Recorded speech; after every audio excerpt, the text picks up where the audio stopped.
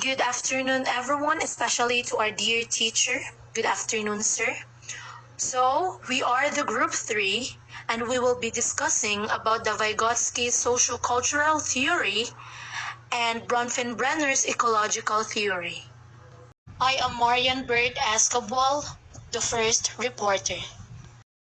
The first topic that we will be going to discuss is about the Vygotsky sociocultural theory. But before that, I will first give an overview of who Vygotsky is. Lev Vygotsky was born in Russia in 1896. His work began when he was studying learning and development to improve his own teaching. In his lifetime, he wrote on language, thought, psychology of art, learning and development, and educating students with special needs. Vygotsky ideas about language, cultural, and cognitive development have become major influences in psychology and education today. The key theme of Vygotsky's theory is that social interaction plays a very important role in cognitive development. He believed that individual development could not be understood without looking into the social and cultural context within which development happens.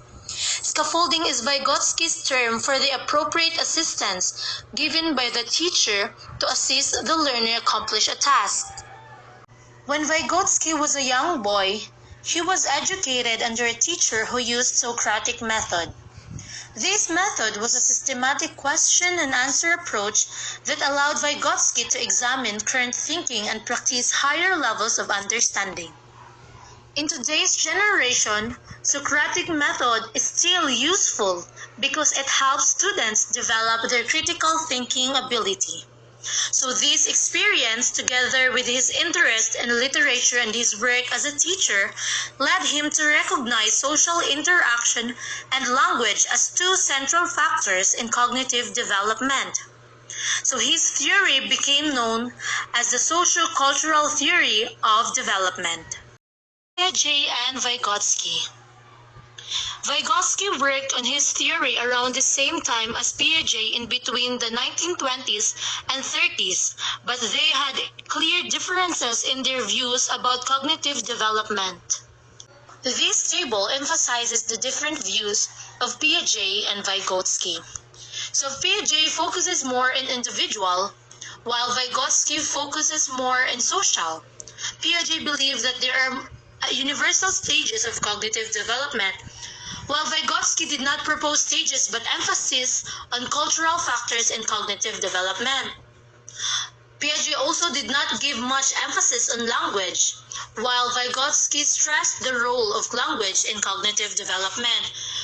We clearly understand that Piaget believed in the constructivist approach to children, or in other words, the way the child interacts with the environment, while Vygotsky stated that learning is taught in a social and cultural way. In social interaction, Piaget's theory was more individual, while Vygotsky was more social. Vygotsky focuses on the social interactions that contributed to the cognitive development of individuals. For him, the social environment or the community takes on a major role in one's development. Vygotsky emphasized that effective learning happens through participation in social activities, making the social context of learning crucial. So since Vygotsky kay nag-focus siya sa social interactions sa usa ka child or sa usa ka tao by socializing kay makahatag siya og great impact or grabe ang impact sa socializing sa pagdevelop sa identity sa usa ka child, especially sa usa ka child. Also through participation or through participating in social activities such as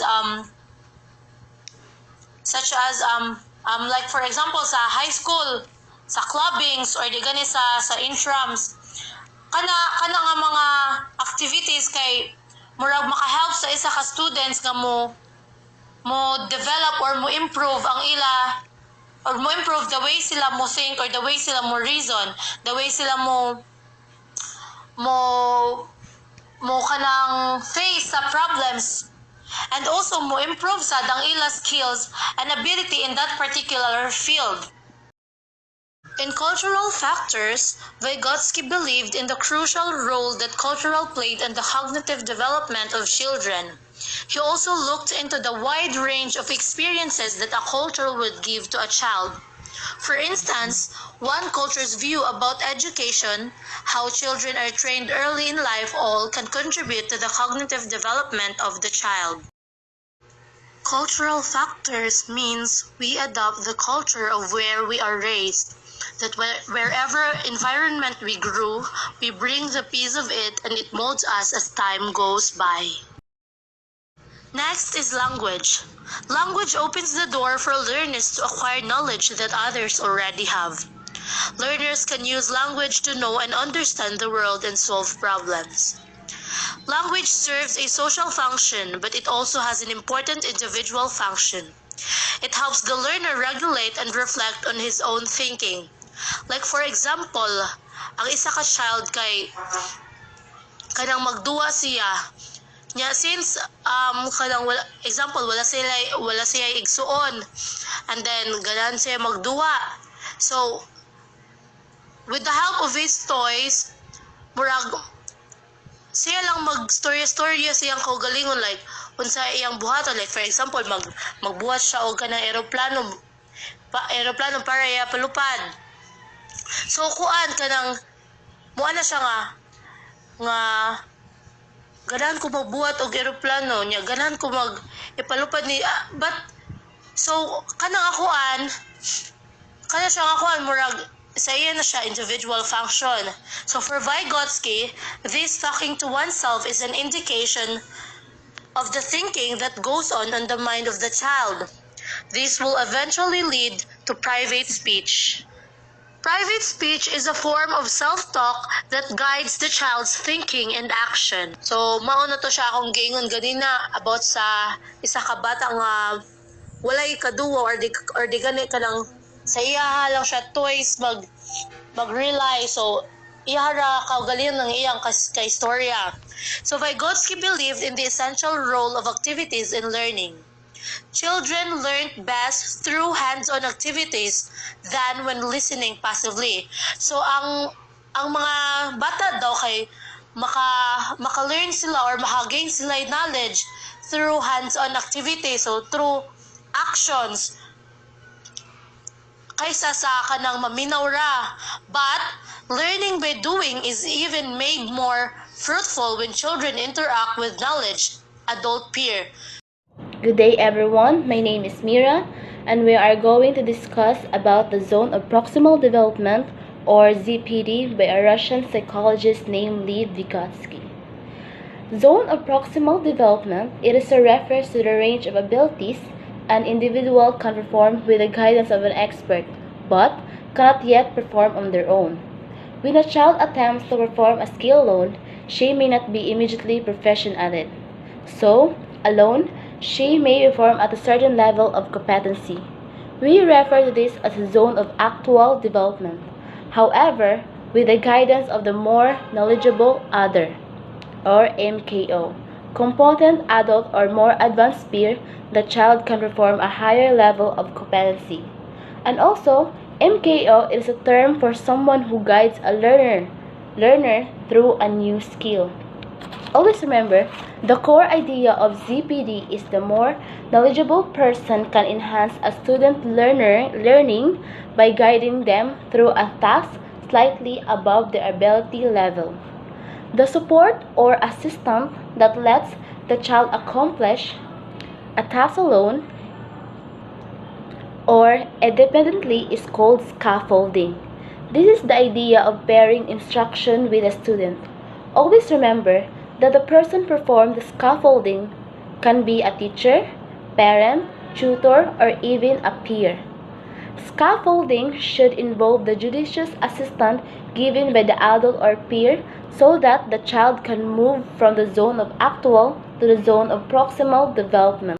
So, let's move Um, this is the zone of proximal development and instruction with scaffolding concept. When performed properly, the concept of ZPD and scaffolding can help students solve problems that would otherwise be beyond their capability. So the part of the higher level is the potential level. This is the level that learner can achieve with the assistance of the teacher or a more advanced peer. So the bottom level is a level that learner can achieve when they are alone. Always remember this is the distance between what a learner can do without help and what learner can do with the support from someone with more knowledge or expertise. As learners become more proficient, able to complete tasks on their own that they could not initially do without assistance, the guidance can be withdrawn. This is called scaffold and fadeaway technique. Means act of withdrawing the guidance and letting the learner accomplish the task. Scaffolding, when done appropriately, can make a learner confident and eventually he can accomplish a task without any need for assistance. When the MKO scaffold, the process moves in the four levels. Number 1, I do, you watch. Number 2, I do, you help. Number 3, you do, I help. Number 4, you do, I watch. It is like a task that learner can do without assistance, or a task that learner can do with assistance, or a task that learner can't do with assistant. That's all, and thank you. Before we will finish our discussion, here are some quotes of Lev Vygotsky for us to keep reminded. Through others, we become ourselves. What a child can do today with assistance, she will be able to do by herself tomorrow. Next, in play, a child is always above his average age, above his daily behavior. In play, it is as though he were a head taller than himself. Then, a child's greatest achievements are possible in play, achievements that tomorrow will become her basic level of real action. Lastly, language and culture are the frameworks through which humans experience, communicate, and understand reality. Thank you for listening.